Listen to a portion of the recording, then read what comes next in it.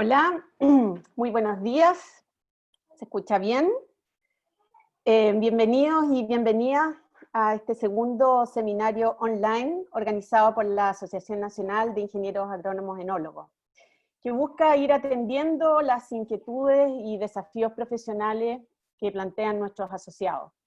Estamos muy contentos por el interés y la respuesta que hemos tenido a estas actividades, y agradecidos de que esta modalidad nos permite ahora llegar a mucho más asistentes y tener más cobertura territorial. Quiero destacar también que las agrupaciones zonales de enólogos también están organizando actividades como charlas online, que son de acceso general, y hay otras que implican despacho de productos, entonces son de alcance más local. Todas estas actividades están siendo informadas periódicamente a través de nuestros canales de comunicación, redes sociales y página web www.enologo.cl, así que los invito a estar atentos y seguir y ver todos nuestros avisos.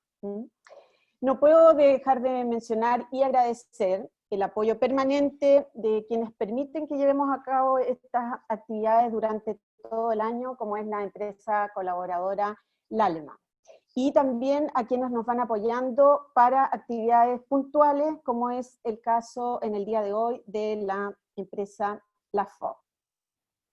Bueno, el fenómeno del cambio climático es uno de estos desafíos importantes a los que nos vemos enfrentados ya desde hace varias temporadas, y por eso debutamos el mes pasado este ciclo de seminario abordando la problemática desde el viñedo, a través de una clase magistral del profesor Alejandro Pastene, que nos hizo entender la respuesta fisiológica de la planta enfrentada a estas condiciones.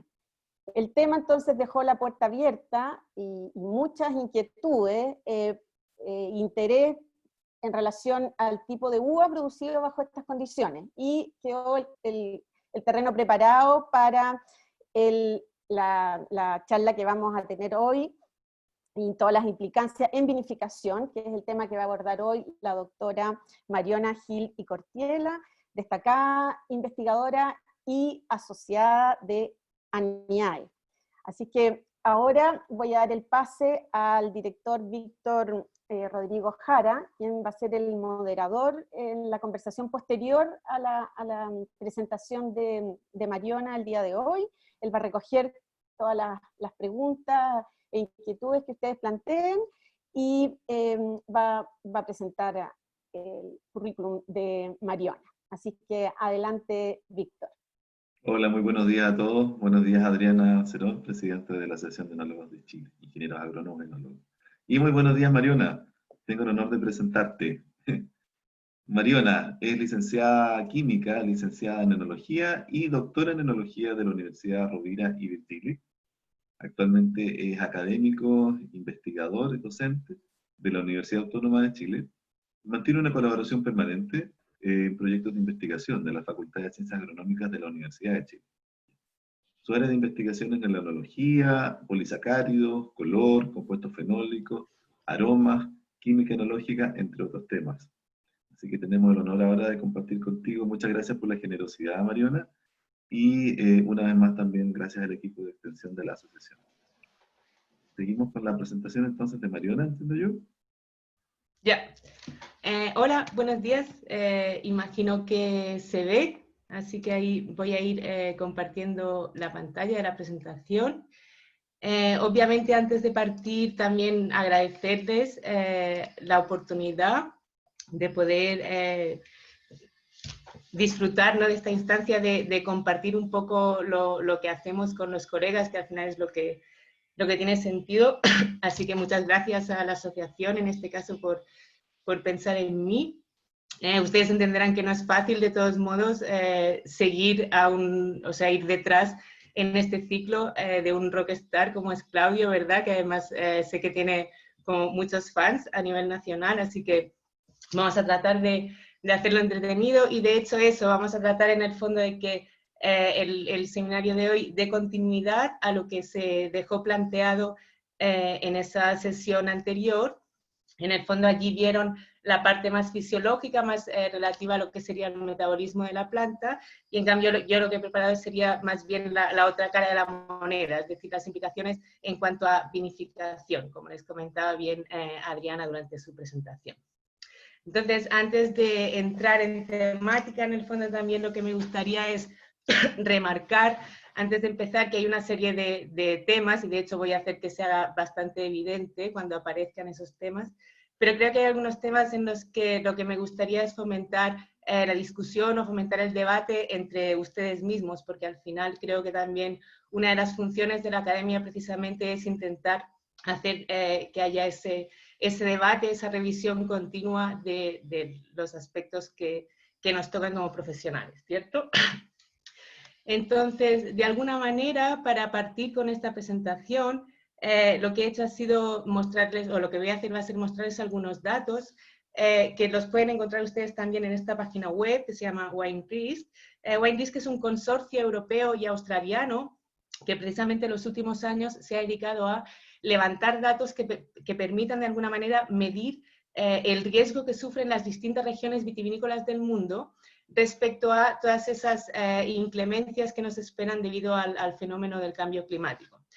Ellos valoran algunos de esos fenómenos que pueden poner en riesgo la viabilidad de esas regiones vitícolas a nivel mundial, y lo que hicieron fue de alguna manera generar lo que ellos le llaman el índice de riesgo del vino, que sería eso, como una fórmula matemática, ¿verdad?, en el que uno va poniendo todos sus datos, y de alguna manera ese número nos permite acabar evaluando cuál es el riesgo real que tiene cada una de las regiones vitivinícolas del mundo frente a esos fenómenos que ellos consideran. Entonces, si nos fijamos en el fondo de nuestra latitud, realmente tanto Chile como Argentina concentrarían muchas regiones vitivinícolas que tienen un riesgo moderado alto, así que efectivamente hacemos bien en preocuparnos por el cambio climático, porque vamos a ser de las regiones, de los países más afectados por el mismo. Pero si en lugar de mirarnos ese índice global, ¿verdad?, donde se han puesto todos los datos dentro de la coctelera, nos quedamos con una foto más reducida, ¿cuál es el principal riesgo para el cual en Chile estaríamos en una situación extremadamente riesgosa? Es decir, que tenemos prácticamente todos los números de la lotería para que nos toque. Sería básicamente el tema de el riesgo de sufrir incendios forestales. Si se fijan, de hecho, acá en Chile nosotros tenemos un riesgo muy alto o incluso extremo en las regiones, en las zonas más productivas del país. Por lo tanto, eso nos está indicando que seguramente uno de los principales efectos del cambio climático que van a afectar nuestra vitivinicultura van a ser básicamente el problema de ese ahumado de los vinos. Y de hecho, eso nos sonará bastante lógico si tenemos en cuenta que no hay que ir muy atrás en la memoria para recordar el último episodio grave de incendios forestales que afectaron o que los sufrimos durante el periodo productivo de la fruta, ¿verdad? Esos incendios de 2017. En el fondo, si ese humo es capaz de ser detectado por un satélite que está orbitando a kilómetros de distancia, obviamente, ¿cómo no lo van a respirar nuestras plantas, ¿no? ¿Cómo no va a haber una exposición en el viñedo?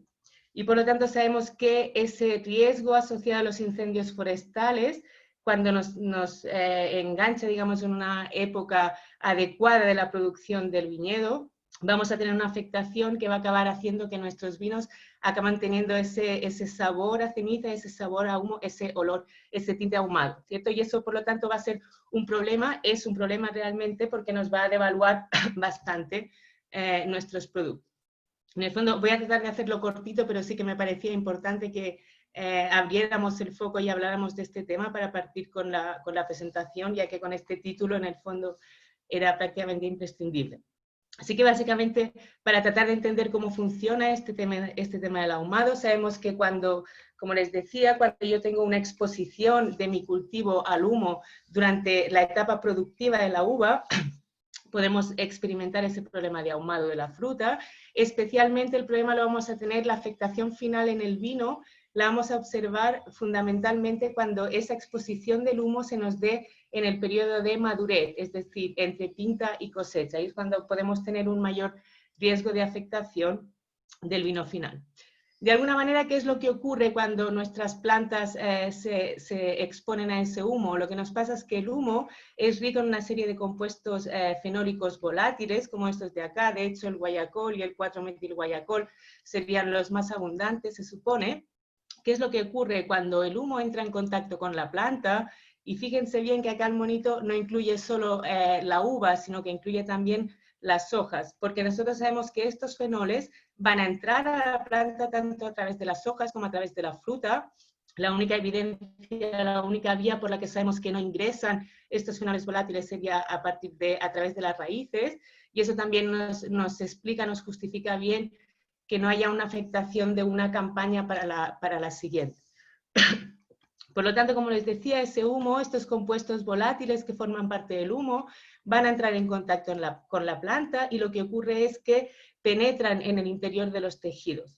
Y una vez en el interior del tejido, ya sea a través de la hoja o a través de la fruta, lo que ocurre con estos fenoles volátiles es que la planta activa un mecanismo de destoxificación, digamos, y lo que hace es glicosilarla. Ese glucosidad significa que lo he unido a una molécula de azúcar.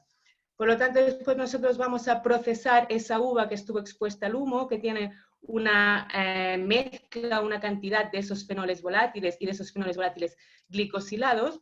De alguna manera, el compuesto libre, el que está directamente en el humo y que entra a la planta, es el que está relacionado con ese olor a humo y tiene un umbral de percepción muy bajo, es decir, concentraciones muy bajitas nos van a dar esa sensación, vamos a poder percibir ese olor.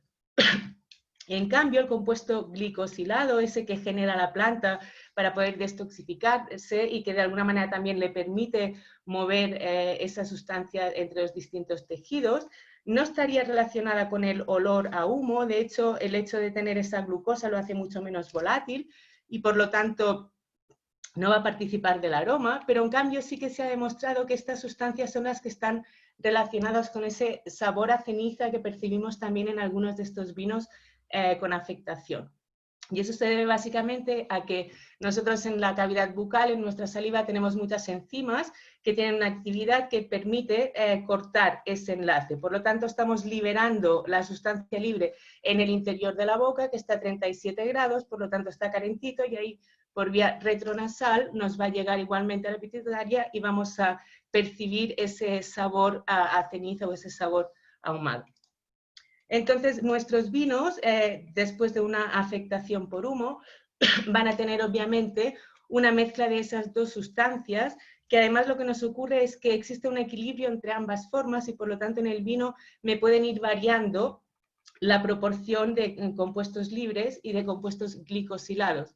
De tal manera que nos puede ocurrir que yo tengo un vino que ya no olía a humo, me quedé satisfecho, le hice varios tratamientos y ya creo que llegué a un umbral suficientemente bajo de esa sustancia, lo embotello y cuando abrimos la botella, cuando descorchamos la botella 2 meses después, resulta que vuelve a tener ese aroma de humo. Y eso se debe básicamente a que primero teníamos esos fenoles volátiles escondidos en forma de glicósidos y después se nos pueden ir liberando.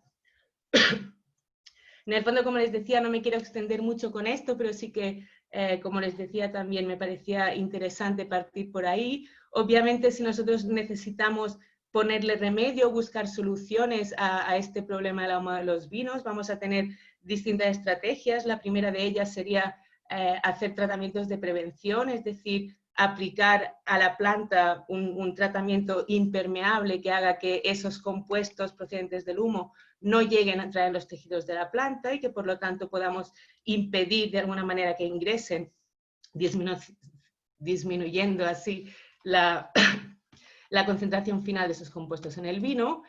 La segunda estrategia sería tratar de paliar, es decir, realizar las prácticas de vinificación que nos permitan maximizar las pérdidas de algún modo. Nosotros sabemos que durante la fermentación tenemos una gran pérdida de aromas, ¿cierto? Intentemos aplicar esas técnicas de vinificación que nos permitan maximizar la cantidad de aromas negativos que perdemos. De algún modo se trataría, por ejemplo, de aplicar enzimas con actividad glicosidasa en el mosto para tratar de liberar esos fenoles volátiles y perder la mayor parte de ellos o la mayor parte posible durante la fermentación. o en lugar de aplicar enzimas exógenas, se trataría de utilizar levaduras que tuvieran naturalmente esa actividad glicosidasa, por ejemplo. Finalmente, si ya terminé mi vino y mi vino sigue estando afectado, sigue teniendo ese aroma a humo, obviamente la estrategia que nos quedaría sería la de corregir, es decir, aplicar tratamientos clarificantes que nos permitan reducir la cantidad de esas sustancias de impacto. Lo que se ha demostrado de todos los productos autorizados actualmente para su uso en la industria enológica, el que ha mostrado mejores resultados parece ser el carbón activo, pero ya sabemos que el carbón activo, además de eliminarnos esos fenoles volátiles, también nos va a eliminar posiblemente cosas que nos gustaban, que ya nos parecía bien que estuvieran en nuestros vinos. Entonces, básicamente quería partir por acá, porque en el fondo todos entendemos que eso es una afectación que el año que te toca puede ser muy grave y puede generar pérdidas muy importantes. Además, esa exposición al humo es bastante democrática desde el punto de vista que puede afectar desde pequeños productores hasta grandes productores de vino. También es cierto que las herramientas que tiene cada tipo de empresa van a ser muy distintas, ¿verdad? No es lo mismo contar con herramientas tecnológicas que no contar con ellas, o si uno produce unas grandes cantidades de vino, puede ir poniendo pequeñas proporciones de vino afectado en la mezcla y por lo tanto paliar un poco esos problemas económicos asociados, pero lo que es cierto es que a nivel país necesitamos pensar en cómo resolver esto, porque la estadística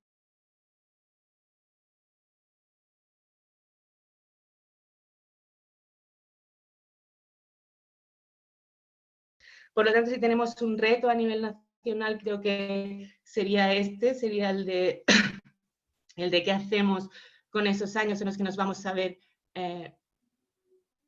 ¿Me están escuchando? Porque me sale un mensaje de conexión inestable. ¿Se escucha bien, Víctor? Sí, ya. Entonces, como les decía, yo creo que si tenemos un reto inmediato relacionado con la viticultura y el cambio climático va a ser y obviamente es necesario que todos pongamos de nuestra parte para tratar de encontrar soluciones. De algún modo, aunque sea tirarme piedras sobre mi propio tejado, a lo mejor simplemente la solución no es tecnológica, sino que se trata de vender nuestro vino de otra manera y de incorporar el factor añada en nuestra propia estrategia de marketing. Pero en el fondo, esta es una de las cuestiones en las que me gustaría generar un poco de debate y discusión, así que parafraseando a un compatriota suyo y compatriota mío a la vez, ahí lo dejo, pero sí que creo que sería bueno que empezáramos a pensar, a reflexionar acerca de qué hacer con esa afectación por humo, porque como les digo, es algo que tenemos todos los números de que nos toque. Entonces, ya entrando en lo que sería el cuerpo de la presentación, ya van a ver que parto de un punto de partida muy, muy clásico, porque no pretendo generar ninguna polémica. Ustedes saben mucho de fisiología vegetal, que no sería mi caso, así que el punto de partida obviamente sería ese gráfico en el que nosotros vamos a ver qué ocurre durante la madurez, es decir, desde pinta en adelante, y ahí sabemos que se nos va a ir incrementando la concentración de azúcares en el interior de la baya, al tiempo que nos va a ir disminuyendo la concentración de ácidos. Y sabemos que el balance entre los ácidos y los azúcares es el parámetro que nosotros utilizamos para establecer eso que llamamos la madurez tecnológica o la madurez industrial, ¿cierto? A la par, y especialmente en el caso de los vinos tintos, sabemos que nosotros tenemos ese concepto asociado a la madurez fenólica. ¿Y cómo medimos la madurez fenólica? Al final la madurez fenólica la medimos mediante la concentración de antocianos que contienen nuestras bayas, que también sabemos que va a ir aumentando a partir de pinta, a partir de envero. Por lo tanto, de algún modo en el país de las maravillas de los enólogos, ¿verdad? Lo que pasaría todos los años sería que esa madurez tecnológica, el momento en que yo tengo la proporción adecuada entre azúcares y ácidos, nos va a coincidir en el tiempo con la madurez fenólica, es decir, con la máxima concentración de antocianos. Y por lo tanto, eso nos debería permitir generar esos vinos con el grado alcohólico adecuado, con una buena acidez, con un buen pH y además con una buena composición fenólica que nos permite elaborar vinos que sean complejos, que tengan estructura. ¿Qué es lo que ocurre por eso en el contexto de cambio climático y considerando que cada vez tenemos años con temperaturas más elevadas? De algún modo lo que nos ocurre es que esa madurez industrial, esa madurez tecnológica, se nos adelanta en el tiempo. Y por lo tanto lo que nos va a pasar es que ahora ya no nos va a coincidir esa madurez industrial con lo que llamamos la madurez fenólica. Por lo tanto, aquí estaríamos ante una disyuntiva, ¿verdad? Como enólogos deberíamos ver cuál sería la mejor decisión o cuál sería la decisión que podemos tomar. Yo podría, por un lado, cosechar cuando ya alcancé la madurez tecnológica, lo que me va a permitir obtener vinos que tengan un buen balance de grado alcohólico y acidez, pero en cambio es posible que esos vinos acaben teniendo una baja intensidad colorante y unos taninos que sean más herbáceos, más agresivos, que sean más reactivos y que por lo tanto generen cierto rechazo por parte de algunos consumidores.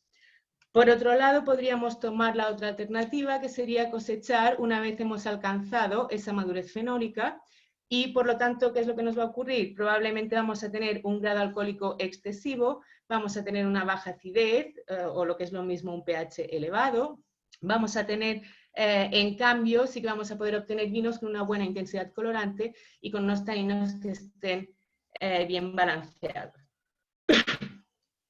Si nos quedamos con esa primera alternativa, cosechar una vez que ha alcanzado la madurez industrial, a pesar de que no haya alcanzado todavía la madurez fenólica, de algún modo tenemos pocas herramientas para tratar de modular la composición de nuestro vino. ¿Cuál sería la herramienta fundamental de la que disponemos? El control de la maceración. Ustedes ya saben, ¿verdad?, que durante la fermentación alcohólica en tinto hay un proceso simultáneo que sería la maceración de los ollejos con nuestro jugo, con nuestro mosto, lo que va a permitir que ese mosto se vaya enriqueciendo de todos los compuestos que al final le acabarán dando los atributos sensoriales a nuestros vinos. Para mostrarles de algún modo cómo podemos utilizar la maceración para modular las características finales del vino, les voy a mostrar unos resultados que de hecho formaron parte de mi tesis doctoral. Son unos ensayos que realizamos en Tarragona. Y de algún modo, ¿qué es lo que hicimos en ese ensayo? Les voy a mostrar los resultados para la variedad Cabernet Sauvignon, porque esa variedad es la que de algún modo nos entendemos todos, ¿verdad? Seguramente si les hablara de Tempranillo no tendrían las mismas referencias que con un Cabernet Sauvignon.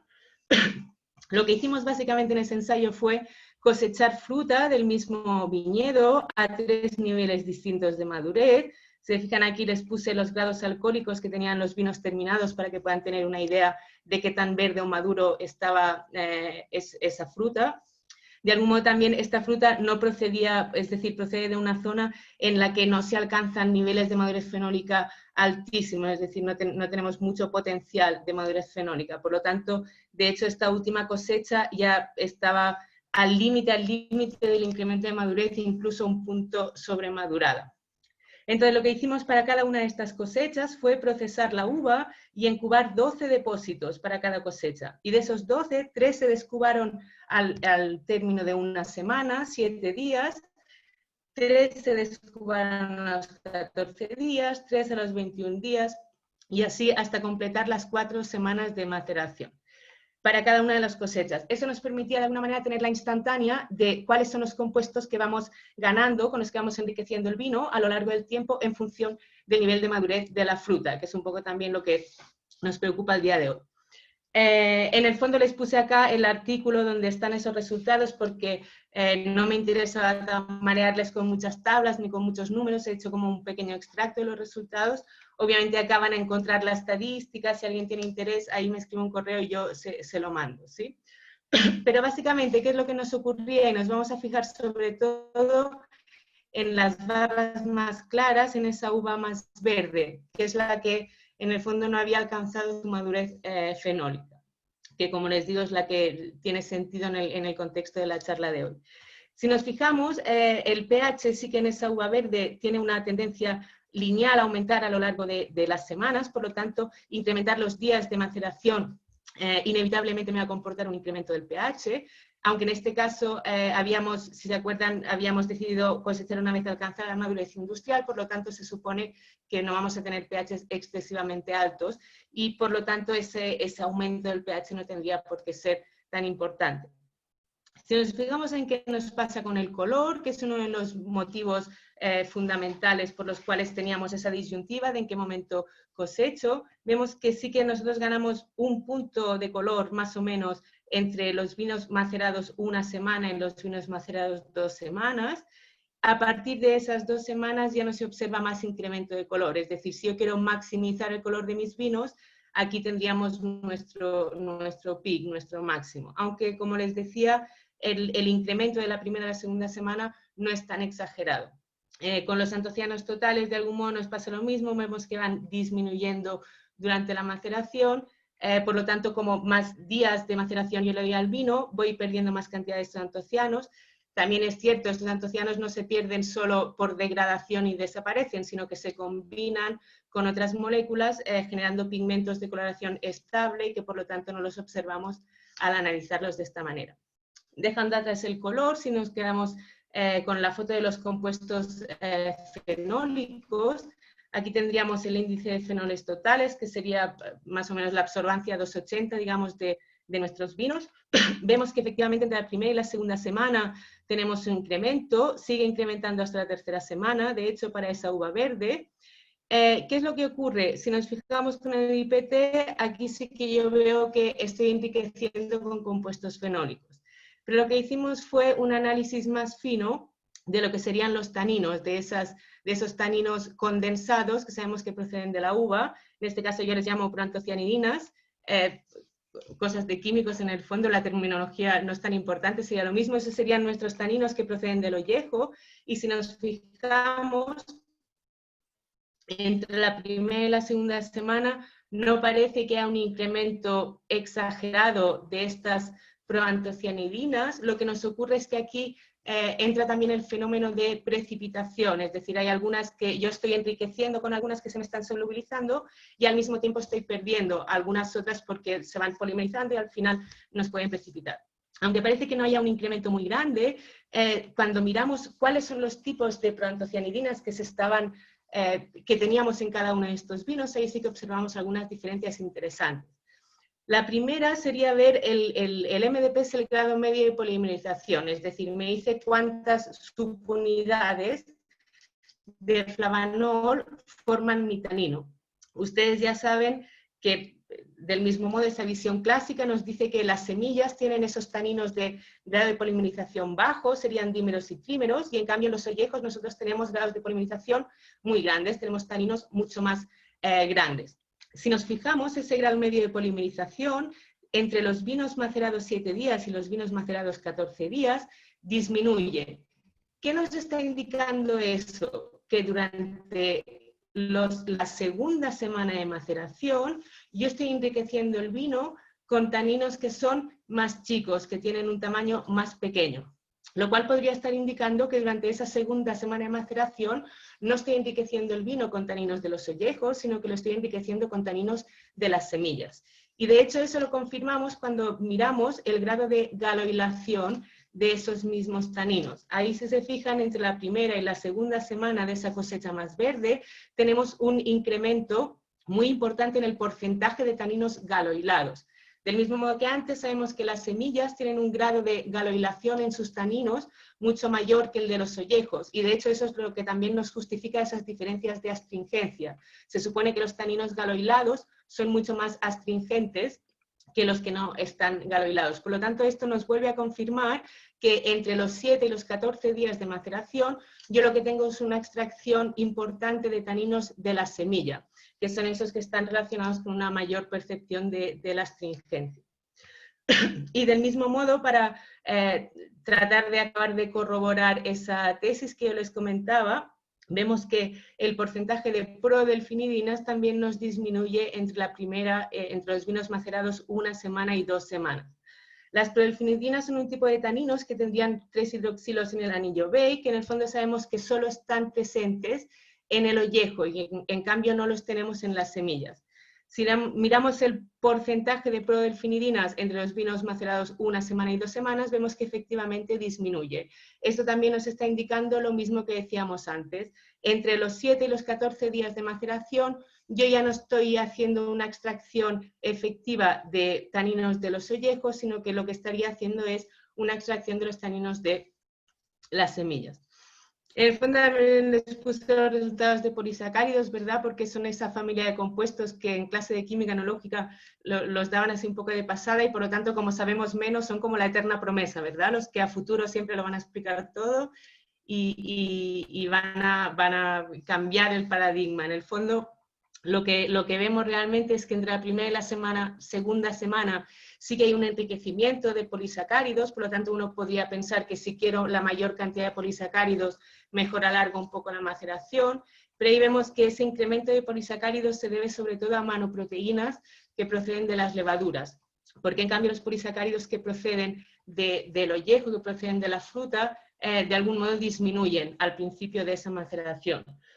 Igual que pasaba antes, la cantidad de polisacáridos de origen vegetal que acabamos teniendo en el vino es fruto del balance que existe entre la precipitación de algunos de esos polisacáridos, que cuando va incrementando el grado alcohólico se vuelven menos solubles y precipitan, y el enriquecimiento. Nosotros estamos fermentando el vino tinto en presencia de los ollejos y en presencia de partículas en suspensión, que son fragmentos de pared vegetal. Por lo tanto, esos fragmentos de pared vegetal pueden ir enriqueciendo también mi vino con polisacáridos. Pero en el fondo vemos que ahí, para esa uva verde, para ir a mayores extracciones de polisacáridos de origen vegetal, habría que ir a maceraciones muy, muy largas realmente. Finalmente, porque sé que a veces, ¿no, verdad? Nosotros hablamos mucho de compuestos químicos y eso a veces nos cuesta un poco ver si efectivamente tienen esos efectos sensoriales o no los tienen. Ahí les he puesto también los resultados de la degustación de esos vinos. Básicamente nos vamos a quedar con dos parámetros y se fijan efectivamente entre la primera y la segunda semana se observó un incremento bastante grande en lo que sería la percepción de la astringencia, lo que estaría de acuerdo con todos los datos que hemos discutido anteriormente, y además también un incremento de la percepción de aromas y sabores vegetales, herbáceos. Más sabemos que esa degustación del vino es un fenómeno psicológico complejo, ¿verdad? Y en el fondo, cuando yo tengo un vino que es más astringente y que además me da más notas herbáceas, es más probable que tenga rechazo por parte de algunos de los consumidores, que nos parezca, es cuando le empezamos a poner apellidos a esa astringencia y nos parece una astringencia más secante, más desagradable, que nos recuerda, digamos, al verdor. Por lo tanto, de alguna manera vemos que efectivamente controlar la maceración es una herramienta que tenemos muy potente como enólogos y que además simplemente lo que necesita es nuestra decisión, ya voy a escubar. Por lo tanto, hacer un buen control de la maceración en esos casos en los que hemos tenido que cosechar fruta que a lo mejor no había llegado a su punto de madurez fenólica óptima, sería una buena herramienta y una herramienta accesible prácticamente a cualquier tipo de productor, independientemente del tipo de producto que elabore o de los recursos que tenga para elaborar. Una vez hemos visto esa primera situación de cosechar una vez alcanzada la madurez industrial, nos centraríamos en la segunda alternativa que tenemos, ¿verdad? Que sería cosechar una vez alcanzada la madurez fenólica, lo que, como decíamos antes, nos va a implicar tener un grado alcohólico excesivo en algunos casos, podría comportar una baja acidez, pero en cambio sí que vamos a poder tener vinos con una buena intensidad colorante y unos taninos que estén bien balanceados. ¿Cuáles serían los problemas asociados a esa cosecha tardía? Porque esperamos a tener una buena madurez fenólica. En cuanto al grado alcohólico, obviamente vamos a terminar con vinos con un grado alcohólico excesivo, lo cual implica que podría ser que tuviéramos problemas fermentativos para poder terminar, para que la levadura pueda terminar de fermentar bien todos los azúcares y que no nos queden azúcares residuales altos, que no tengamos problemas de paradas de fermentación. En el caso del vino tinto, además, si hemos esperado demasiado, puede ser que tengamos una proporción alta de pasas o de fruta más o menos deshidratada, que nos podría dar problemas también de azúcares residuales elevados después del prensado, de manera que te da algún susto, ¿verdad? Uno piensa que el vino está seco y después de la prensa vemos que todavía no lo estaba. Obviamente ese grado alcohólico elevado también va a acabar afectando la percepción sensorial de los vinos. Sabemos que hay gente que no le gusta que el vino sea demasiado alcohólico o que el alcohol resalte demasiado. Y finalmente también puede ser un problema en función de cuál sea nuestro mercado. Sabemos que hay muchos países que penalizan mucho vinos o bebidas alcohólicas con un grado alcohólico elevado y por lo tanto ahí irnos a vinos con demasiado grado alcohólico también puede ser un problema de ventas en el fondo. Por otro lado, si en lugar de mirárnoslo desde el punto de vista del grado alcohólico, lo miramos desde el punto de vista de la acidez, obviamente si tenemos una baja acidez vamos a tener pHs elevados, lo que sabemos que va a implicar que vamos a tener menos potencial de guarda en el vino y que vamos a tener, digamos, más riesgo de sufrir algunas alteraciones microbiológicas en el vino, y sabemos que esa baja acidez también puede tener implicaciones sensoriales, que los vinos nos parezcan menos frescos, nos parezcan un poco más pesados, de manera que también podrían tener el rechazo de algún tipo de consumidor. En el fondo, si nos planteamos qué podríamos hacer para corregir la acidez, ahí les puse todas las opciones del libro, digamos, porque también entiendo que es un poco lo que nos toca. No les voy a mostrar resultados sobre eso. De hecho, el uso de resinas de intercambio catiónico, los groupies que estuvieron el año pasado en un simposio que hicimos, fuimos como unas 100 personas, no era contexto COVID, pero era contexto estallido social, así que ahí, a pesar de ello, logramos juntar a varias gente y ahí se presentaron, la doctora Encarna Gómez Plaza de la Universidad de Murcia presentó unos resultados bastante interesantes en este sentido. Como no quería que me quedara demasiado larga la charla, no les voy a presentar resultados de corrección de acidez, pero sí que seamos conscientes de cuáles serían las estrategias de las que disponemos. La primera y la más fácil, la más accesible para todo el mundo, obviamente la adición de ácidos. Sabemos que en general solemos acidificar con ácido tartárico. Ahí sí que yo como químico me parece una solución un poco estúpida acidificar con tartárico, con todo el respeto, porque lo he hecho y lo hago, es lo que hacemos todos, pero en el fondo estamos acidificando con un ácido que sabemos que es inestable y que por lo tanto parte del ácido que yo le estoy añadiendo probablemente me va a precipitar a futuro. Desde el punto de vista químico, lo más lógico sería acidificar con láctico, que también es uno de los ácidos permitidos. Es un ácido que es microbiológicamente muy estable, no hay ningún microorganismo que lo utilice como sustrato para nada, y que es químicamente también muy estable porque no forma sales insolubles. ¿Qué es lo que nos ocurre? Que hoy por hoy no tenemos proveedores de láctico de la calidad suficiente como para que lo podamos utilizar de aditivo en el vino. Pero hoy en día que estamos en plena revolución biotecnológica, yo entiendo que esto va a cambiar y que pronto deberíamos disponer de ácido láctico con la calidad suficiente, y eso sí que sería un problema, solucionar un problema real, porque en el fondo el pH del láctico está por encima del pH del vino, por lo tanto, además de participar en la acidez total, también nos va a ayudar a disminuir el pH. Y además de eso, sabemos que todo el lácteo que pongamos, que adicionemos, se va en el vino. No es como el málico, que lo pueden degradar microorganismos, no es como el tartárico, que me puede precipitar. De ahí, obviamente, también podríamos utilizar levadura transgénica. Eso significa que a partir del azúcar no genera solo alcohol, sino que nos pudiera generar también algunos ácidos y de alguna manera ayudarnos a paliar o a corregir la acidez. Pero en el fondo eso... no hay tantas cepas comerciales que puedan hacer eso, así que no deja de ser algo teórico.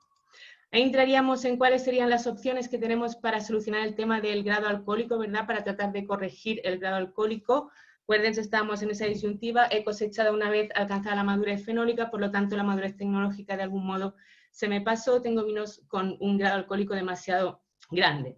Igual que antes he puesto todas las opciones, ¿verdad?, del libro, el uso de glucosa oxidasa, eso sería en el mosto tratar de oxidar parte de la glucosa para que no esté presente y la levadura no la pueda fermentar, pero eso acaba teniendo implicaciones sensoriales en el vino no muy agradables y en el fondo es algo que no se ha acabado imponiendo en el sector. Igual se podrían utilizar levaduras de bajo rendimiento, que como decíamos antes, eran levaduras que comen el azúcar y en lugar de liberar la misma cantidad de alcohol, sintetizan otras cosas y por lo tanto acabamos teniendo grados alcohólicos menos elevados. Todavía tampoco no tenemos levaduras comerciales de bajo rendimiento que funcionen de manera impecable o que sean capaces de reducir significativamente el grado alcohólico. Estaría el uso de tecnologías como las columnas de cono rotatorio, pero que la verdad yo solo lo he visto en libros, no conozco a nadie que las haya utilizado de verdad. Y ahí sí que con las dos últimas, y de hecho dejé la dilución para el final, porque también creo que es uno de esos temas que deberían generar debate y discusión. Así que nos vamos a enfocar un poco con la desalcoholización parcial mediante ósmosis inversa y la dilución.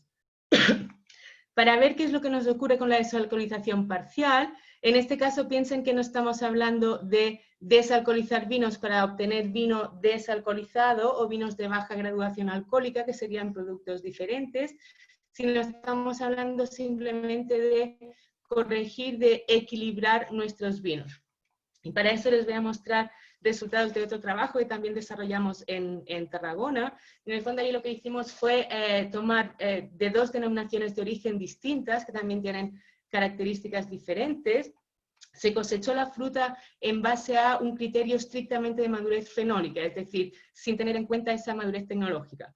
Se fijan ahí, obtuvimos, en el caso del Priorat, vinos con un grado alcohólico de 16,2, considerable, es una región en la que tenemos mucho potencial fenólico, digamos, así que si esperamos a tener esa madurez fenólica, tenemos vinos bastante alcohólicos, y en la otra denominación de origen, en cambio, ese máximo de madurez fenólica supusieron, no alcanzaba los 15 grados de alcohol.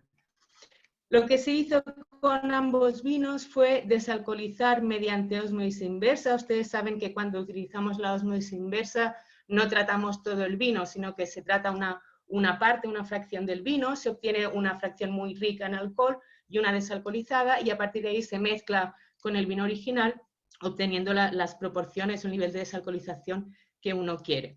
Entonces lo que hicimos fue tratar esos vinos con ósmosis inversa y preparar 3 mezclas para cada vino.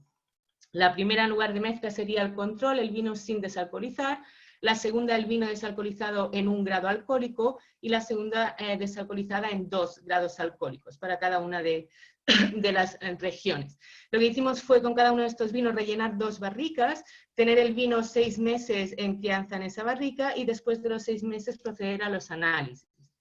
En el fondo eso también está relacionado, aunque a veces hacemos los ensayos y nosotros, claro, tenemos como el apuro por ver los datos, por publicar, por producir de alguna manera ciencia.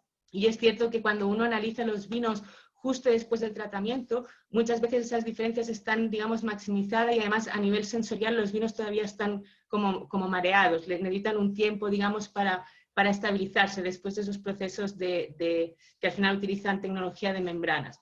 Ese fue el motivo por el cual decidimos hacer toda la crianza del vino desalcoholizado, ver qué ocurría durante ese tiempo y analizar los vinos, digamos, al final, para ver qué es lo que nos ocurría. En primer lugar, obviamente, conseguimos efectivamente hacer las proporciones adecuadas para que los vinos estuvieran desalcoholizados al nivel que queríamos. Acá pueden ver que efectivamente es menos 1 grado y menos 2 grados de alcohol, y menos 1 grado y menos 2 grados de alcohol.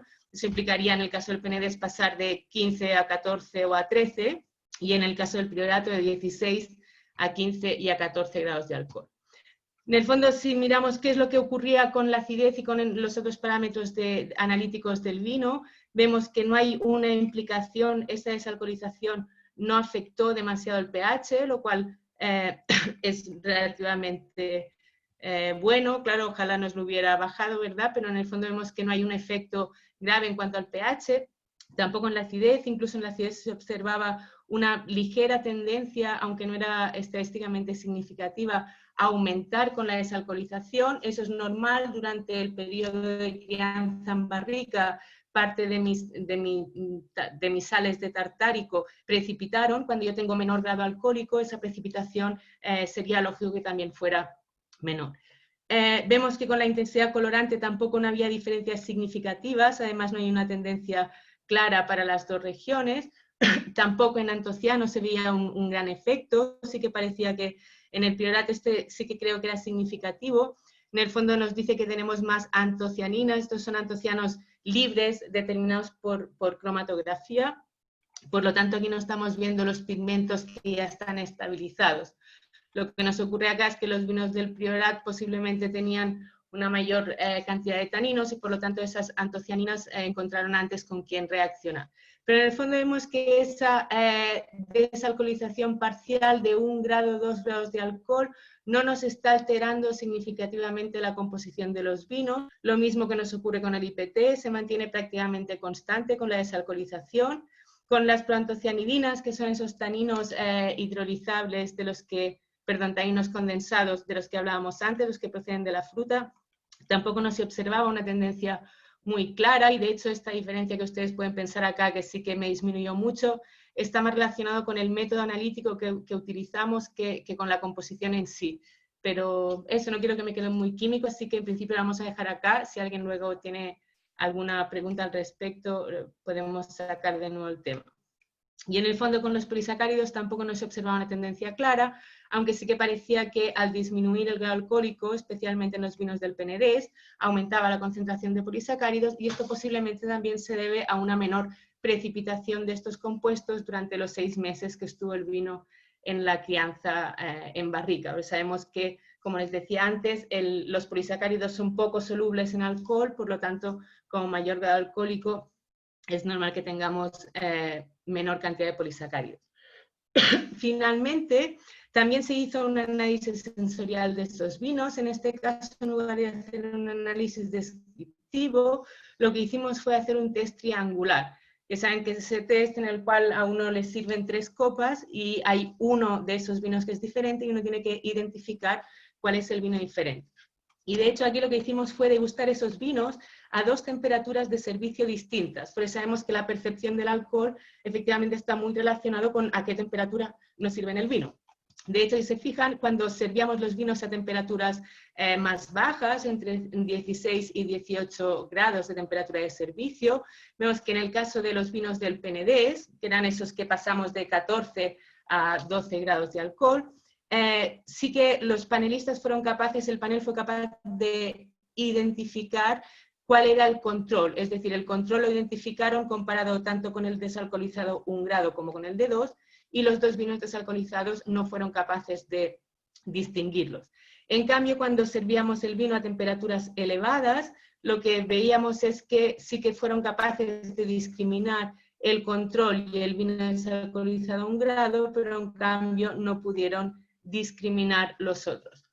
En el caso del priorato, que es ese que pasábamos de 16 grados a 14 grados, ¿verdad? Aquí partíamos de un grado alcohólico mucho más elevado. Vemos que cuando se sirvió a temperaturas bajas, entre 16 y 18 grados, el panel no fue capaz de distinguir esos vinos. Eso que implica, si el control versus el desalcoholizado, este panel no fue capaz de discriminarlo, significa que en el fondo el proceso de ósmosis inversa, desalcoholización parcial, no me afectó suficientemente al vino, es decir, no tendría por qué ser algo tan negativo, en cambio sí que me podía beneficiar en ese concepto de pago de aranceles que hablábamos antes, cuando yo tengo un grado alcohólico tan alto como 16 grados. De hecho, en algún país a lo mejor te lo toca hasta vender como licor. En cambio veíamos que cuando la temperatura de servicio era más alta, que ese alcohol resalta más, el panel fue capaz de discriminar, de diferenciar el vino desalcoholizado en 2 grados de alcohol, y en cambio no eran capaces de discriminar, digamos, el de -1 con el control. Por lo tanto, ahí vemos que esa ósmosis inversa no es una técnica que solo nos sirva para conseguir vinos con muy bajo grado alcohólico, sino que puede ser una herramienta eficaz para poder ajustar de alguna manera el grado alcohólico de mi vino, equilibrarlo un poco, reducirle ese nivel de alcohol, pero sin tener implicaciones importantes en lo que se refiere a composición fenólica. Finalmente, la dejé para el final, porque entiendo que también debería generar un poco de debate. En el fondo, cuando hablamos de dilución, sería la manera más fácil, ¿cierto? Pero ahí dependemos un poco de la regulación en función de dónde estemos elaborando.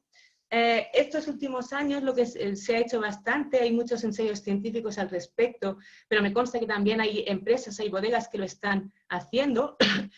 Consistiría en hacer un raleo temprano, hacer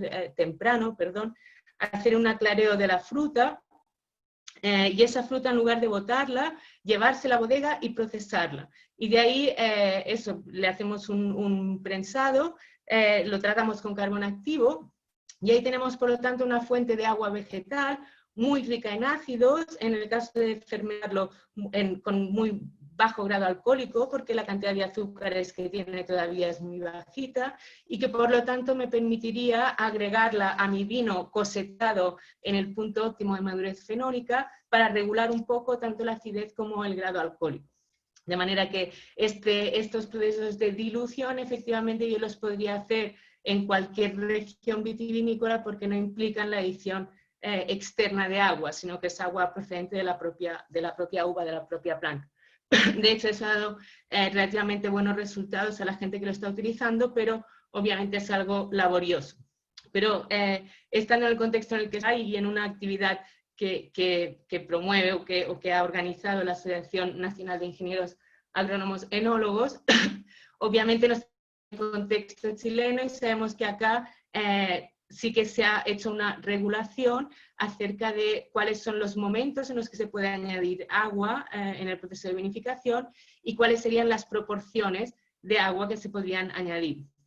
Yo sé que esto generó debate, generó discusión. Me voy a reservar un poco cuál sería mi opinión, porque entiendo que a lo mejor no me toca, o al menos no me toca en esta parte expositiva, pero sí que es cierto que a mí me parece que el mejor sistema para que el juego sea limpio es que las reglas estén claras. Por lo tanto, en el momento en que tenemos una regulación, sabemos que todo el mundo juega con las mismas reglas y por lo tanto ahí estaríamos jugando un poco en igualdad de condiciones. Igual que hice antes, por lo tanto, entiendo que yo ahí lo dejo, pero creo que sería uno de los temas que sería bueno que también discutiéramos y viéramos con mayor detalle, porque a lo mejor en lugar de un problema puede ser una solución. Entonces, básicamente en este caso, en lugar de presentarles datos propios, les voy a presentar datos ajenos, en el fondo también para que no parezca que estamos todo el día mirándonos el ombligo. De hecho, les he puesto resultados de este trabajo precisamente porque es una revista Open Access, así que si alguno de ustedes tiene interés la podrían consultar, podrían ir a googlear y a encontrar ese artículo. Además, el tipo es muy simpático, hizo una presentación de sus resultados muy simpática en un congreso el año pasado, que fue donde conocimos su trabajo. Y en el fondo, básicamente, lo que hicieron esta gente, que son australianos y neozelandeses, allá también se reguló recientemente la proporción, la cantidad de adición de agua, por lo tanto es normal que los académicos hayan hecho estudios para ver qué ocurre con eso. Básicamente lo que hicieron esa gente fue cosechar uva, 2 niveles de madurez distinta, una fruta, ellos le llaman fruta fresca y una fruta más madura, con un Syrah, obviamente, porque es su variedad tinta más emblemática, digamos, y ahí lo que hicieron fue aplicar distintos porcentajes de adición de agua en base a lo que llaman sustitución, es decir, yo tengo mi mosto, le retiro 10 litros de mosto y lo sustituyo por 10 litros de agua. De alguna manera ahí lo que estamos haciendo es bajar el grado alcohólico sin afectar la proporción sólido-líquido, por lo tanto, de ahí, digamos, no estaríamos haciendo una dilución, sino estamos simplemente reemplazando agua con azúcares y ácidos que estaban en el mosto y sustituyéndolos por pura agua, de manera que pudiéramos reducir en parte el grado alcohólico. Y eso lo comparaban con la técnica de la adición, que es simplemente adicionar el agua, es decir, en este caso sí que estoy cambiando la proporción sólido-líquido entre los añejos, porque de alguna manera ese agua, como la adiciono, estoy cambiando el volumen final de líquido y por lo tanto tengo una menor proporción sólido-líquido. Eso lo hicieron con distintos porcentajes de agua añadida, que en el fondo ya van a ver que son porcentajes enormes. ¿Sí? De hecho, el que tiene una menor adición estaría sobre el 11%, la segunda edición sobre el 25% y la tercera sobre el 40%. Esto obviamente está muy por encima de la regulación que nosotros tenemos, pero sí que es cierto que ir a esos extremos nos permite entender mejor los fenómenos y las implicaciones que tienen estas técnicas. En primer lugar, vemos que aquí estamos hablando de la fruta fresca y vamos a ver después la fruta madura. El grado alcohólico disminuye, obviamente, de una forma más rápida, más acusada, con la adición que con la sustitución. Por lo que decíamos antes, yo estoy cambiando el volumen final y por lo tanto estoy también diluyendo el alcohol que se me va a formar con la adición, que será el mismo porque la cantidad inicial del mosto era la misma. Lo mismo nos ocurre en el caso de la fruta madura. Sí que es cierto que si nosotros comparamos el 0, es decir, el control, con el 1, acuérdense que esto significa el 10% de adición de agua. Es un porcentaje mucho mayor del que permitiría nuestra regulación, por lo tanto, todos los puntos interesantes para nosotros estarían entre este 0 y entre este 1. Si nos fijamos, el efecto sobre el pH, ahí vemos que hay un cierto incremento, pero parece que no hay una tendencia clara. No hay una tendencia clara, de hecho, tampoco en acidez total. Esto, aunque les parezca muy cantoso, si se van a ver los resultados concretos, verán que es una cuestión de las réplicas y de la estadística. Tanto en fruta fresca como en fruta madura hay una afectación relativamente pequeña, tanto del pH como de la acidez, a esas concentraciones que tenemos. Lo que sí que se observa claramente es que tanto para el pH como para la acidez, el efecto es mayor cuando nosotros tenemos una adición que cuando tenemos una sustitución.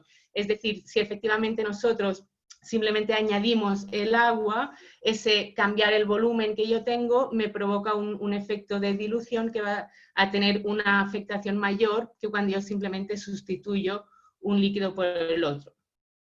Lo mismo ocurre con la intensidad colorante y los antógenos totales.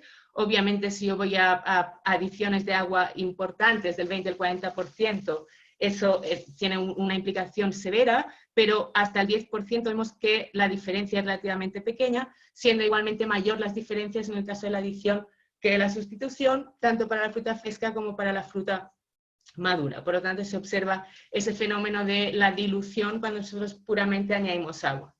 Más o menos lo mismo que nos ocurre para los fenoles totales y para los taninos, en este caso los determinaron con otro método, pero básicamente hasta el 10% de adición de agua la modificación no es muy severa. Sí que se observa que cuando vamos a porcentajes de adición muy grandes, vemos que el efecto de la adición es mayor que el efecto de la sustitución, pero en el fondo, como les decíamos, si nos quedamos acá, las diferencias entre adición y sustitución son relativamente pequeñas. Eso lo mismo ocurría para la fruta fresca y para la fruta madura.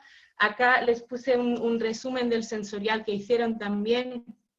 De hecho, dice que tenían muchos datos, así que como que les seleccioné solo un poco, básicamente para que veamos que el hecho de aguar sí que lo que hacía era disminuir la intensidad de muchos de esos parámetros, pero en el fondo un poco lo que dicen los autores es que ese agua no nos va a permitir sensorialmente modificar mucho los vinos, sino que los perfiles más o menos se mantenían.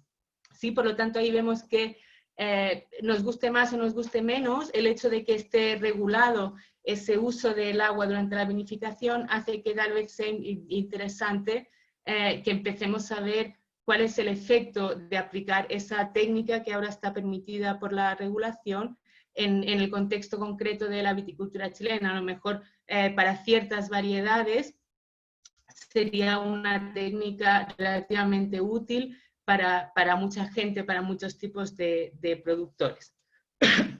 Entonces, ahora sí que ya para ir terminando, y un poco relacionado con lo que les decía Adriana, hemos tenido acceso a las preguntas que quedaron un poco al aire de la charla de Claudio, más relacionadas con la vinificación, y de ahí sí que ya van a ver que con 5 minutos vamos a hacer un retrato un poco de lo que nos pasa, que ustedes estaban comentando en el último seminario.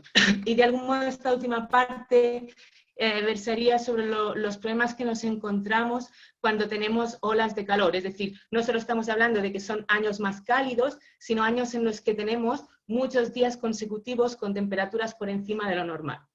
Ahí muchas de sus preguntas, ¿verdad?, en el último seminario, hablaban de que estos años que tenemos olas de calor, que tenemos temperaturas excesivamente altas, nos encontramos con algunos problemas fermentativos, latencias largas, fermentaciones lentas, paradas de fermentación, desarrollo temprano de la fermentación maloláctica, azúcares residuales altos. En el fondo yo no se lo he puesto acá, pero está relacionado con lo mismo. Cuando yo empiezo a tener esas latencias largas, cuando empiezo a tener esa parada, cuando se me ralentiza la fermentación, obviamente tengo una mayor proporción de fructosa que de glucosa, y de ahí como que nos complica rearrancar esa fermentación, además de que observamos normalmente esos años y vinculados con esos problemas fermentativos, un aumento de lo que sería la acidez volátil.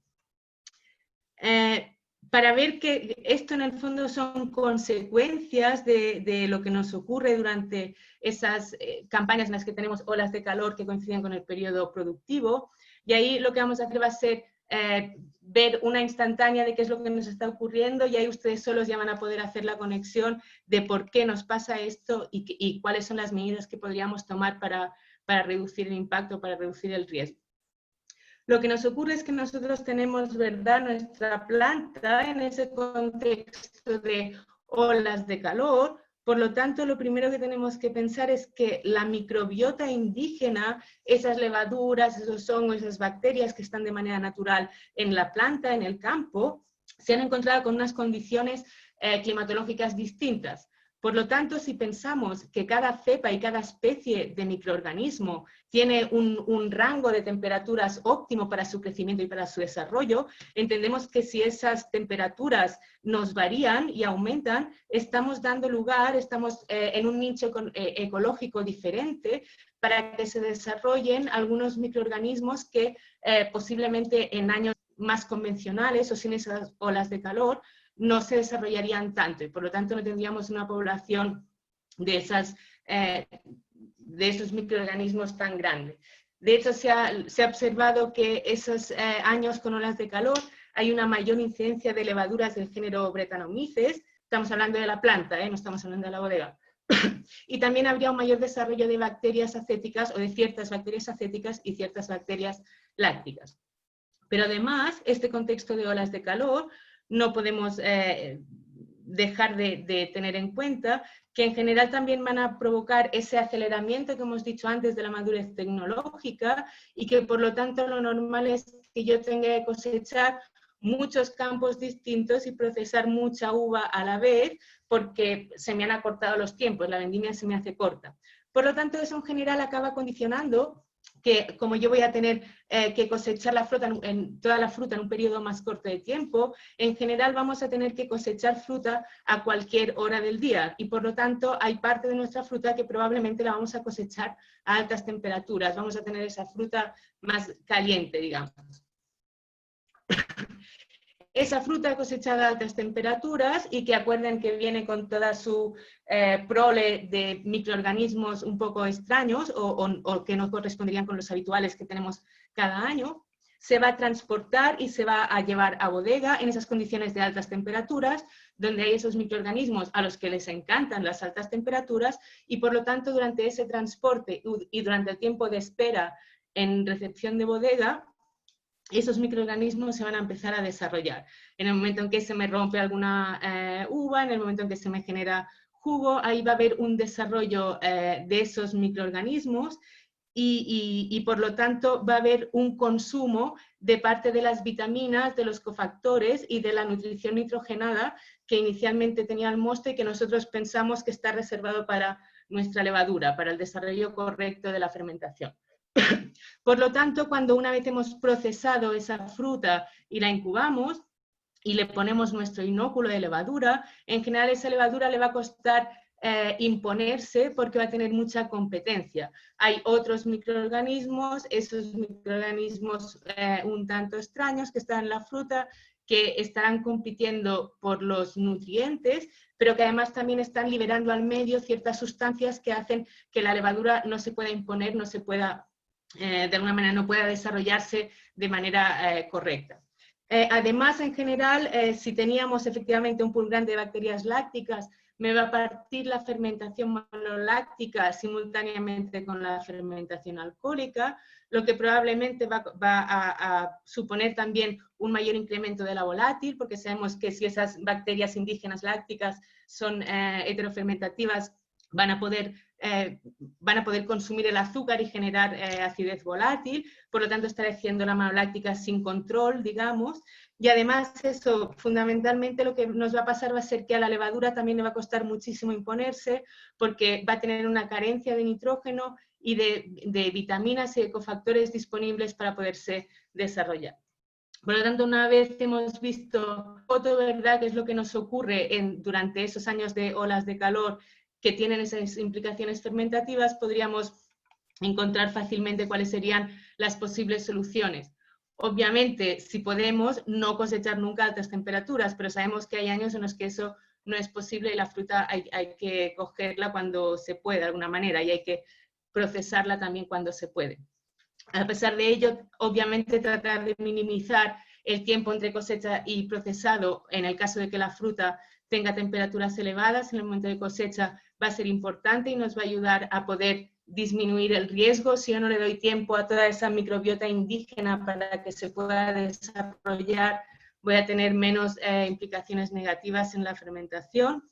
Pero obviamente esos años es los años en los que hay que ser más cuidadoso en maximizar precisamente las medidas de higiene en las gamelas, en los depósitos que usamos para transportar, en las máquinas de cosechar, en las máquinas de recepción, porque si yo tengo un batch que realmente venía muy caliente, con mucho desarrollo microbiológico de esos microorganismos no deseados y que me van a generar problemas fermentativos, y yo no soy cuidadoso con eso, ahí lo que nos va a pasar va a ser que vamos a contaminar, digamos, otros depósitos que a lo mejor no tenían esas condiciones iniciales, pero que esto les estamos, digamos, contaminando. Y obviamente una vez ya tenemos el vino incubado, para esos casos en los que veamos que podíamos tener esa clase de problemas, hay que ser bien cuidadoso con el control de la fermentación para poder detectar los problemas de manera temprana, considerar obviamente incrementar, o los que no gustan usar un poco de sulfuroso durante el incubado para tratar de reducir esa carga microbiológica inicial y que la levadura tenga menos competencia. Considerar incluso el uso de pies de cuba que estén preparados con una buena nutrición nitrogenada para que en el caso de que mi mosto sea demasiado, tenga demasiado poco nitrógeno disponible para la levadura, las que yo inoculo que tengan suficiente como para hacer un buen ciclo y reproducirse bien. Obviamente considerar un régimen especial de aireación y nutrición de la levadura, es decir, en lugar de aportar todo el nitrógeno al inicio, que todavía puedo tener esas especies indígenas por ahí que se lo podrían comer, esperar unos días, hacer unas dosificaciones más pequeñas y prolongadas en el tiempo para poder asegurar el correcto desarrollo de la levadura que hemos inoculado, digamos.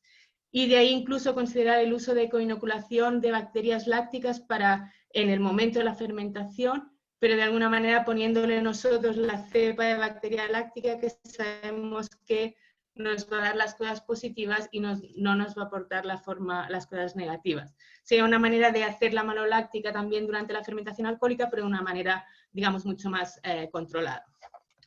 Entonces, en principio es lo que yo les quería contar, y ahí, si no se ha ido todo el mundo, ustedes me avisan, podemos conversar. Víctor, tú me dices. Sí, tenemos una encuesta que vamos a hacer, Mariona. Primero que nada, gracias también. Vamos a seguir conversando. Pero antes de ir a las preguntas, vamos a hacer una encuesta que Camila nos va a enviar, porque es muy importante que todos los asistentes puedan también evaluarnos a nosotros en esta actividad que hemos llevado a ustedes con mucho interés, con mucha buena onda. Y aquí hay una pregunta que les pedimos que contesten en pantalla.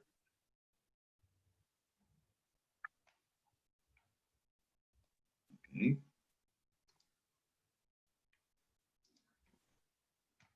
Y Camila nos va a indicar entonces, ¿es solamente esa pregunta, entiendo yo? ¿O hay más preguntas, Camila? Solamente Oh, esa, dice. es para preparar entonces la siguiente actividad. ¿Okay? Con sus respuestas entonces, no sé cómo irá el porcentaje de respuestas, Camila. Tú nos indicas ahí cuando saques el banner de la imagen. Vamos a las preguntas que tenemos para ti, Mariona. ¿Cómo estuviste, Mariona? ¿Es raro hacer clases así? Ya estás acostumbrada ya. Claro, ya llevo un semestre que de hecho voy a tratar de cerrar hoy las actas, voy a revisar esta tarde la prueba de ayer, pero claro, ya llevo un semestre hablando sola delante del computador, así que sí está adaptado a la circunstancia. A la nueva realidad, perfecto. Estamos ok, nos indica Camila, así que ahora vamos a pasar a las preguntas. Miren, hay varios temas. Primero nos preguntan, Mariona, ¿qué tal si tú has tenido alguna experiencia con el uso de resina para bajar las notas a humo? Para bajar las notas a humo. ¿Sí? Filtración No, por no he señal. tenido ninguna experiencia y, y además no sé si he leído algo, porque al final para reducir el humo, bueno, sí, igual que también se usan para la volátil de repente, pero no, la verdad te mentiría, no conozco ninguna experiencia, lo voy a buscar por eso, pero no les podría decir. Pero obviamente es una alternativa a explorar, ¿por qué no? Hay muchas personas que están muy inquietas queriendo tener la certeza de que la presentación va a estar disponible para los asistentes.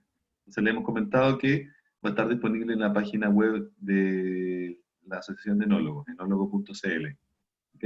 Claro, En yo se la paso algunos un días, PDF. claro, en algunos días. ¿Ok? De todas maneras, por ahí algún fan tuyo pide tu correo. Entonces yo no sé si tú quieres por ahí después compartirlo por el chat. En la presentación puse el Ah, correo, en la primera y en la última página de presentación está, así que ahí lo tienen. para que no Si llueva es los un correos. fan, ya lo debería tener por eso, ¿eh? Ah, ya, ok. En caso de usar ácido láctico en mosto, ¿cuál es la incidencia en la fermentación maloláctica de una alta concentración de este láctico y su inhibición posible a las bacterias? No sé si tienes alguna información sobre eso. Mira, es una pregunta súper interesante, pero en el fondo no debiera afectar tanto, porque el tema cuál es, que de hecho la fermentación maloláctica le llamamos fermentación maloláctica, pero no es una fermentación per se. De hecho, no, si lo piensan, no tienen fuente de carbono esas bacterias para poder hacer un proceso fermentativo.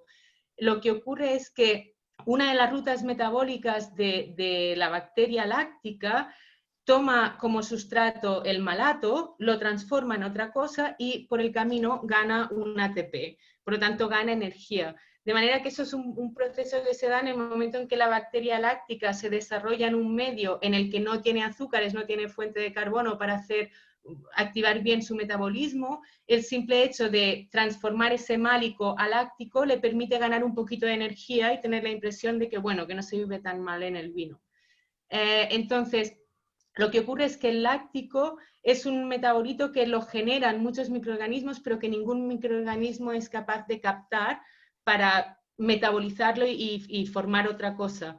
Por lo tanto, por eso les decía que es microbiológicamente muy estable, químicamente también es muy estable o sea, no sé hasta qué punto podría afectar al desarrollo de la maloláctica si tenemos concentraciones de málico muy grandes, pero a priori no le veo el punto de que pudiera inhibir o bloquear la maloláctica. O sea, Exacto. deberíamos estar hablando de algo muy desproporcionado y piensen que los ácidos que podemos agregar también están por ley definidos, por normativa. O sea, uno no le puede agregar 100 gramos por litro de láctico. Así que no, a los niveles de los que estamos hablando, no creo que tuviera gran incidencia.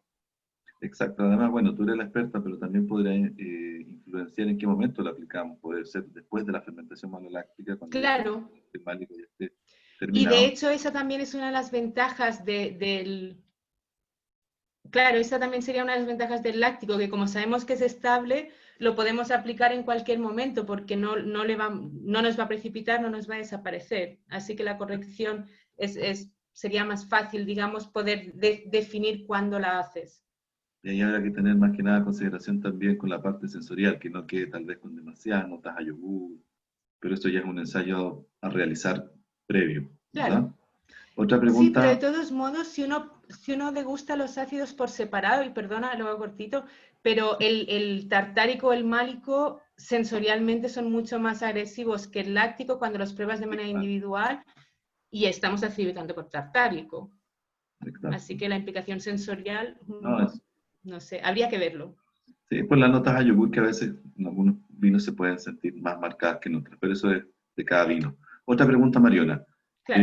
Para reducir la brecha de madurez tecnológica y fenólica y atenuar la ola de calor, ¿es posible controlar estos aspectos con los sistemas de conducción en el viñedo? ¿Y cuál sería el más recomendable para este fin? La parte de viticultura no es el objetivo de la charla, pero no sé si tienes alguna visión de eso. Claro, o sea, yo la verdad no he trabajado, no tengo experiencia directa en probar distintos sistemas de conducción. Sí que tengo un poco la impresión de que a lo mejor esa tendencia de los 50 últimos años del siglo pasado, ¿verdad? De ir pasando todo lo que estaba en cabeza a espaldera, a lo mejor sí que tiene sentido revirtiendo, pero no tengo mucha experiencia en esa. Con lo que sí que hemos trabajado es con técnicas de puedan verde, digamos, o de raleo, aclareo, despunte. Ahí sí que hemos visto que eso sí que permite un poco, a lo mejor no tanto mover los tiempos, pero sí conseguir homogenizar el proceso, es decir, que en el momento que coseche tenga menos variabilidad de niveles de madurez dentro del mismo batch, digamos.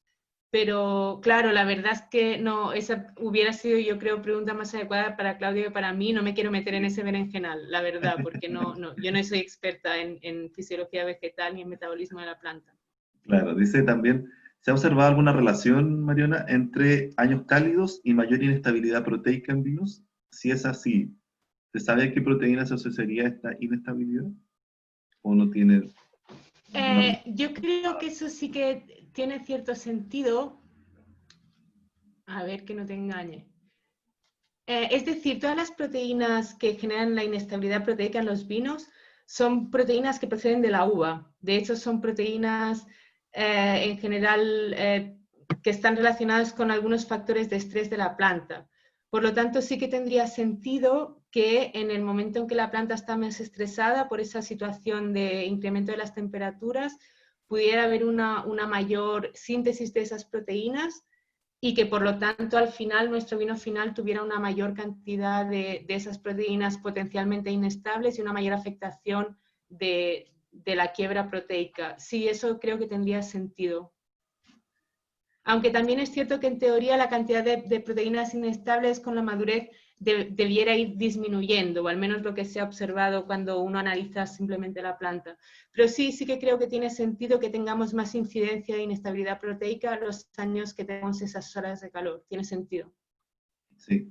En algunas zonas, nos preguntan acá, y estilos de vino, se usa mucho el empleo de levadura nativa para resaltar las características del terroir de la zona. ¿Tu visión, tú piensas que con el cambio climático esto va a ir tendiendo a la baja y se van a usar más bien levaduras comerciales que se adapten a estas condiciones? ¿O va a ser manejable porque las levaduras del viñedo también podrán irse adaptando? Es que creo que ahí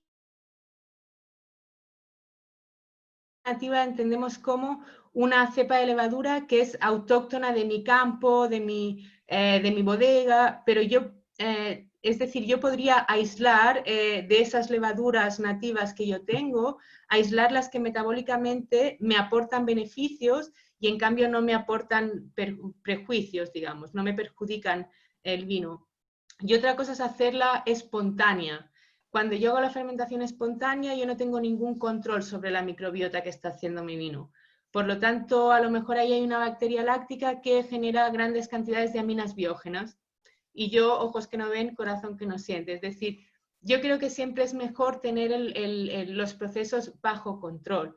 Sí que es cierto que si uno ya tiene la experiencia de ir haciendo las vinificaciones espontáneas y no tiene muchos problemas de fermentación ni de volátiles altas, es una buena opción, pero sí que a veces a lo mejor el potencial de tu fruta podría generar vinos mucho más ricos si hubieras podido hacer el proceso microbiológico de una manera más controlada. Es decir, yo sí que creo que utilicemos todos la misma cepa de la misma levadura nos perjudica porque al final es un factor que tal vez te homogeniza, ¿verdad? Pero también creo que hacer las fermentaciones totalmente espontáneas y sobre todo descontroladas me parece más perjudicial. Es decir, no es lo mismo una espontánea a la que se le mide la densidad y la temperatura 2 veces por día hasta que termina y que uno la va controlando y que puedes agregar nutrientes, que puedes airear, que puedes detectar problemas, que hacer una... Es decir, yo creo que el control microbiológico me parece importante. A partir de ahí, obvio, si la hacemos espontánea, con el cambio climático, el espectro de microorganismos que van a venir con la planta va a ser diferente, eso está claro. Y de hecho en Australia, en el Auria, han hecho algunos ensayos sobre eso, ya sabemos cuáles son los microorganismos que parece que se desarrollan más cuando tenemos olas de calor. Y como les decía, en general son levaduras en lugar de Saccharomyces del género Brettanomyces, y además también mucha bacteria láctica y mucha bacteria acética. Entonces, es posible que nos encontremos con más problemas fermentativos cuando lo hagamos espontánea en ese contexto. Todo parece indicar que sí. Oye, tenemos hartas preguntas. Nos preguntan también si el 2017 fueron cuantificados el defecto de humo en los vinos. O sea, a mí me consta que en algunos vinos sí, porque de hecho al Departamento de Agroindustria y Enología de la Chile llegaron muestras de fruta y de vinos para analizar, y de hecho alcanzamos a hacer también algún pequeño ensayo incluso, pero yo creo que a nivel nacional no se hizo ese estudio, es decir, cuando uno busca el impacto de los incendios sobre la viticultura, encuentra cuántas hectáreas se quemaron, digamos, pero no hay un estudio sobre la incidencia económica real de ese ahumado en 2017. Lo que sí que hay es que las bodegas que tuvieron afectación, esas bodegas sí que disponen de los números y de cuánto les bajó la calidad, de cómo tuvieron que recalificar fruta y de la plata que eso implica. Pero a nivel nacional yo creo que esa información no se levantó. Si me equivoco y alguien la tiene, porfa, mándenmela porque sería bueno poder tener una foto de eso. Y hay distintos niveles de incidencia, además. Claro, que Fácil. dependerá de muchas cosas. Claro. ¿Hay claridad en qué variedades pueden ser más susceptibles a olas de calor que otras durante la maduración de la planta? En eso sí que hay algunos estudios que lo que han hecho ha sido de alguna manera ver cuál es lo mismo que les conté para los microorganismos. Hay trabajos que lo que han hecho ha sido para las distintas cepas de vitis vinífera cultivadas en el mundo, ver cuál es su rango de temperaturas mínimas y máximas en las que se expresan bien, en las que están bien adaptadas y por lo tanto nos permiten generar vinos de una calidad aceptable. Entonces, en base a eso, sí que uno puede ver que en función de la temperatura promedio que uno tenga, habrá variedades que estarán ya muy cerca de su límite y habrá variedades que en cambio estarán mejor. Entonces, sí hay estudios sobre las variedades, de eso, en qué rangos de temperatura se encuentran mejor.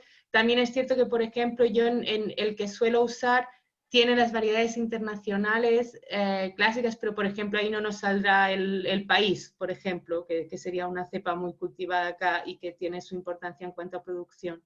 Pero más o menos sí que esa información ya está disponible de cuáles serían las cepas que se van a comportar mejor o peor en unas condiciones de temperaturas promedio más altas o más bajas. Ahí lo mismo, si alguien tiene interés concreto, que me escriba un correo y le mando el artículo del caballero que está trabajando en eso y que lo definió de algún modo.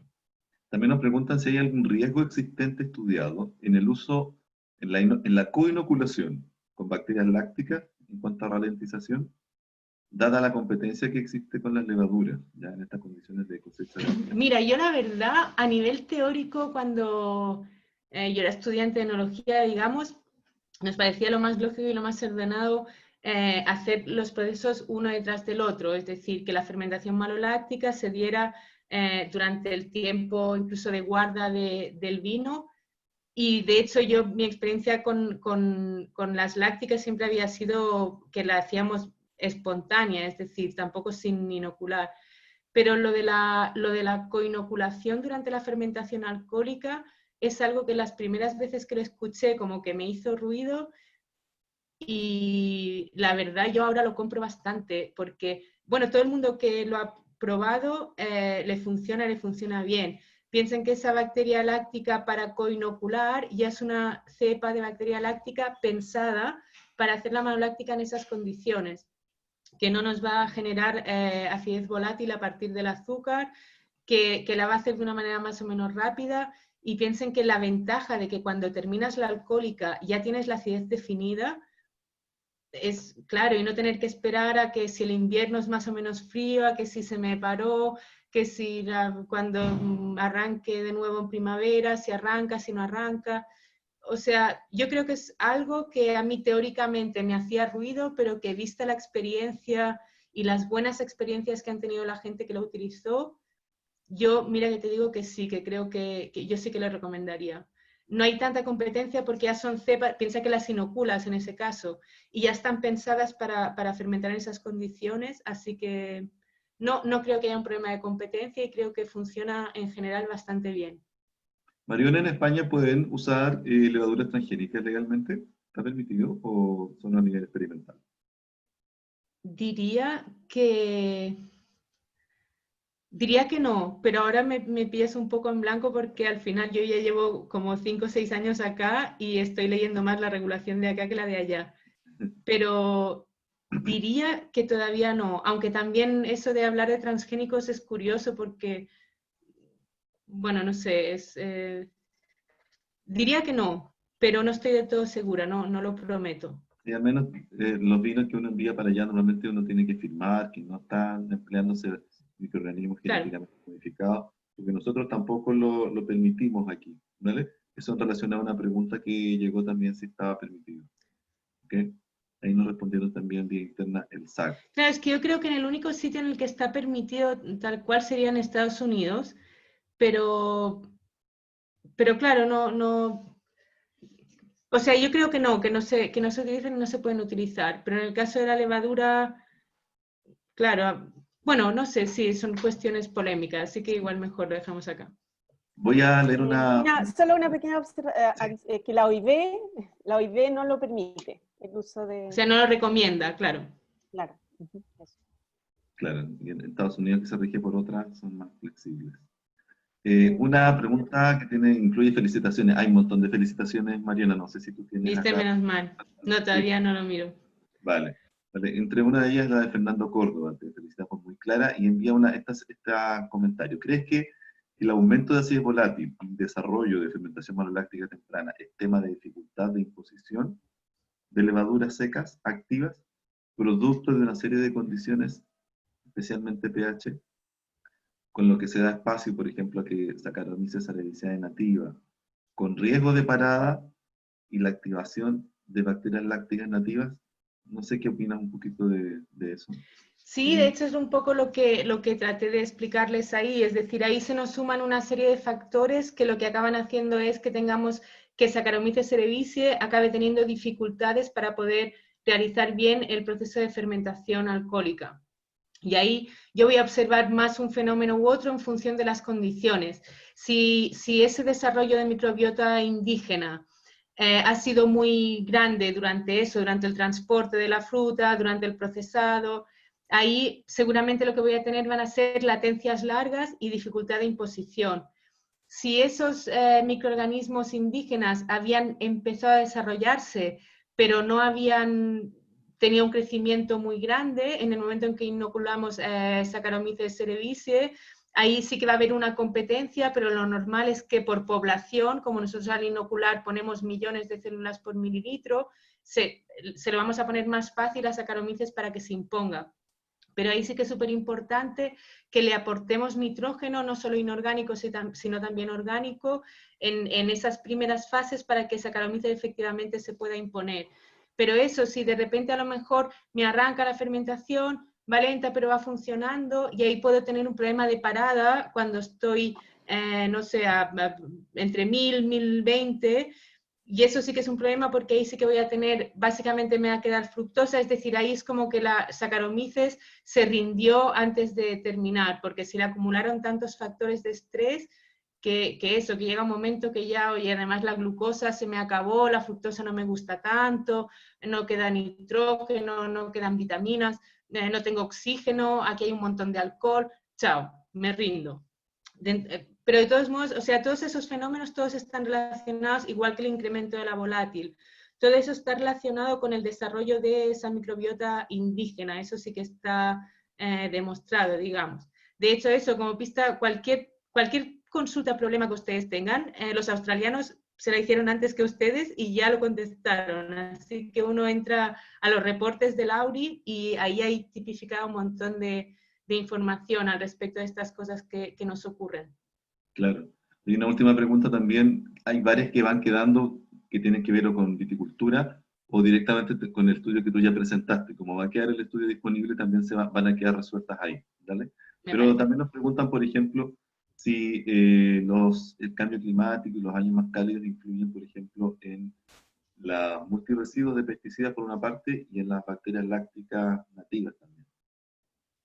La Que primera parte de la pregunta, perdona, no te escuché bien. si el cambio climático ya influye sobre el contenido de multiresiduos de pesticidas, Ya. digamos que las olas de calor probablemente, si hay una degradación más rápida o no, por ejemplo, y sobre las bacterias lácticas nativas.